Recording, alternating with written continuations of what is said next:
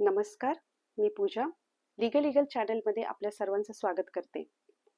Bar council of इंडियाने notification जारी केलेलं आहे आणि ह्या नोटिफिकेशननुसार स्टेट बार काउन्सिल्स जे आहेत त्यांना आदेश देण्यात आलेले आहे की त्यांच्या स्टेटमध्ये जेवढे काही ॲडव्होकेट्स आहे की ज्यांनी ॲडव्होकेट म्हणून एनरोल केलेलं आहे, तर त्यांचे जे काही डॉक्युमेंट्स आहे त्याची प्रॉपर तपासणी केली जाणार आहे.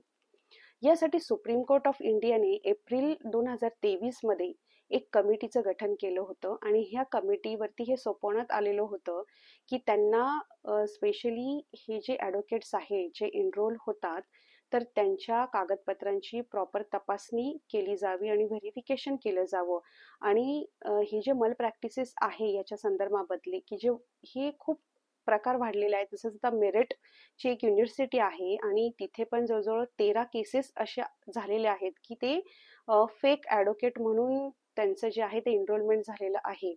तर असे जे काही केसेस आहेत, तर हे रोखण्यासाठी बार काउन्सिल ऑफ इंडियाने ही स्टेप घेतलेली आहे आणि आदेश दिलेले आहे.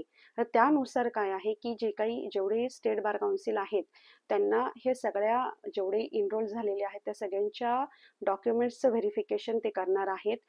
तर ह्यामध्ये इम्पॉर्टंट हेच आहे की मेरठची जी युनिव्हर्सिटी आहे तिथे हे फेक जे काही ॲडव्होकेट्स सापडलेले आहेत, तर त्यामुळे बार काउन्सिल ऑफ इंडियाने हा मोठा निर्णय घेतलेला आहे आणि हा आदेश दिलेला आहे.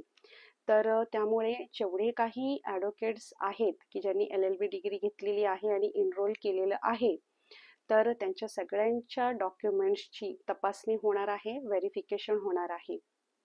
थँक्यू.